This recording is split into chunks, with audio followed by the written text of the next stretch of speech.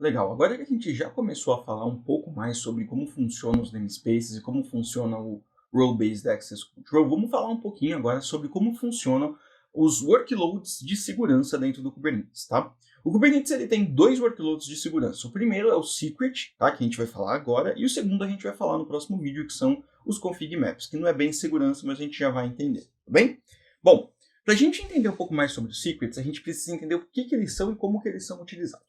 Basicamente, o Secret, ele é um arquivo onde você consegue colocar até 1 mega de informação em texto, ou qualquer tipo de informação desde que ele seja encodável em base 64, tá?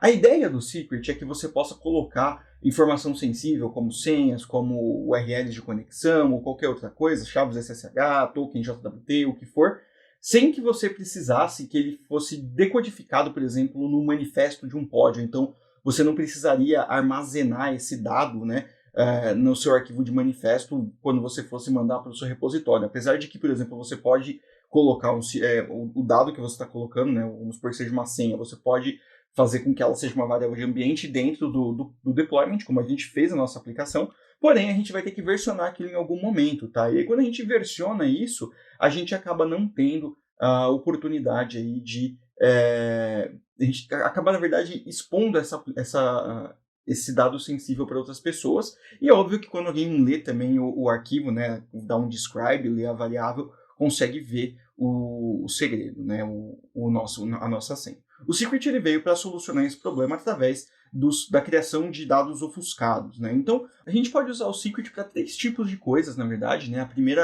O primeiro tipo é com uma variável de ambiente, né? Então a gente pode ler uma variável de ambiente diretamente de um secret, como a gente fez, né? Como a gente vai fazer, na verdade, no nosso deployment. A gente estava lendo uma variável de ambiente, escrever na variável, a gente vai poder ler ela de forma nativa. A segunda forma que a gente pode utilizar um secret é como um arquivo montado diretamente dentro do container quando ele é criado, tá? Então isso é uma forma muito legal de você conseguir criar e montar arquivos dentro dos pods de forma praticamente nativa, certo? E a terceira forma, que é como a gente já tinha comentado, né? A gente pode utilizar um secret como uma forma de baixar imagens privadas de um container registry.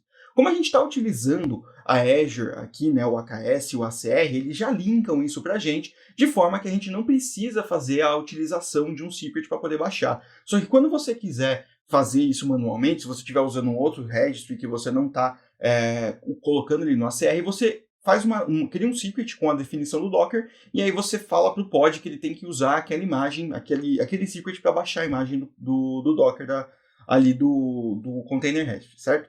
Bom, você pode criar um secret de várias formas. Uma delas é através de arquivos. Então imagina que a gente tem aqui uma senha, né, e um usuário que são colocados dentro de arquivos texto.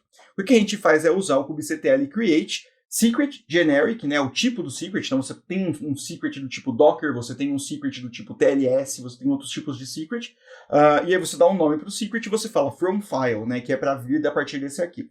Por padrão, o nome da chave, né, os secrets, eles são arquivos chave e valor, eles são workloads que aguardam em chave e valor, tá? Então, o nome da chave vai ser o nome do arquivo, a não ser que você queira mudar, então você pode colocar from file, o nome da chave, from file igual, o nome da chave igual e o nome do arquivo, e aí ele vai criar o nome da chave igual a chave que você colocou, legal?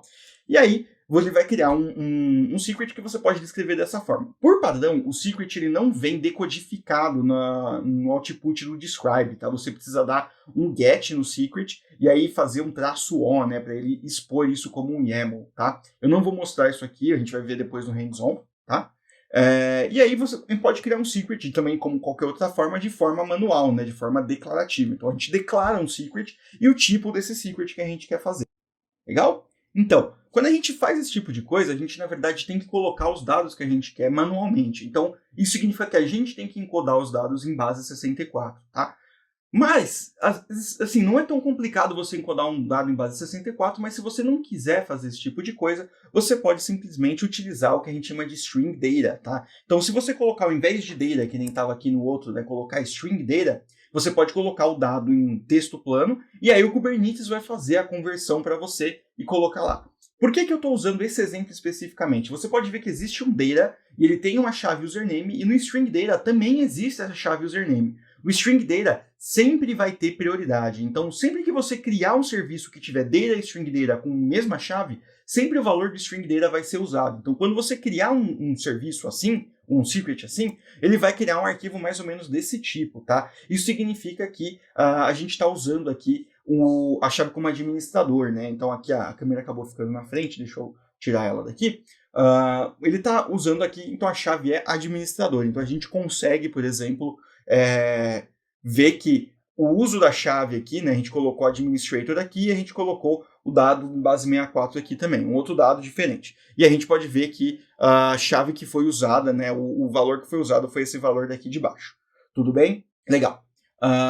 Bom, então por hoje, né, que a gente vai falar um pouco sobre secrets, isso, sobre como a gente cria e os usos desses secrets. Para a gente utilizar um secret, a gente vai criar ele ou como arquivo ou então como variável de ambiente, tá? Como arquivo, a gente vai poder colocar ele como volume, tá? Então a gente cria um volume dentro de um pod. Então você pode perceber que a gente tem aqui um pod, né? E aí tem o nome e tudo mais, nossa especificação, como a gente sempre tinha feito. A única diferença é que a gente tem um volume mounts aqui. A gente significa que a gente vai montar alguma coisa dentro do nosso file system, dentro do pod, dentro do container, tá? Então dentro desse namespace aqui, dentro desse caminho, a gente vai montar o arquivo full, tá? Na verdade, o nome do volume que a gente vai montar é o volume full, e é só como read only. Aí aqui a gente define o volume, tá? Você pode ver que a gente define o volume fora dos containers, ele é uma definição à parte. Então a gente definiu o volume full, e o nome do volume ele vai vir de um segredo, né, de um secret chamado mySecret, por exemplo. E aí ele vai montar um arquivo chamado mySecret dentro desse caminho aqui. Legal? A gente pode usar ele como variável de ambiente, como env, né? E para usar ele como env é muito fácil, então a gente já está utilizando isso. Então a gente já está utilizando isso aqui, né? Nos nossos pods hoje, a gente já está utilizando variáveis de ambiente. A única diferença é que, em vez de ser um value direto, a gente coloca como value from. E aí, secret key ref, e aí o nome do segredo, né? O nome do secret e a chave que a gente quer usar, porque o secret pode ter mais de uma chave. Então eu quero a chave username, eu quero a chave password daquilo lá. Então eu posso usar a partir de um secret, tá? Isso torna muito mais fácil porque ele fica ofuscado quando a gente cria dentro do nosso secret no geral, e quando a gente faz o nosso manifesto ele não aparece. Então você não tem por que não compartilhar isso, tá? E aí a última forma de utilizar é a autenticação para o Docker, né? Para container registries, para você poder baixar imagens de container registries privados, como que eu já tinha comentado. A gente não vai ver o modelo como a gente vai usar, porque a gente não vai usar isso aqui nesse curso, mas essa chave você coloca dentro do deployment ou dentro do pod, onde ele vai baixar a imagem chamado image pool secret, tá? E aí você referencia o nome do secret, e o secret tem que ser do tipo Docker. Tudo bem? Legal, então. Bom, agora a gente vai passar um pouco dessa parte de secrets e vai seguir para os config maps, tá? E onde a gente vai ver o que são config maps e para que eles são utilizados, legal? Bom, vejo vocês no próximo vídeo.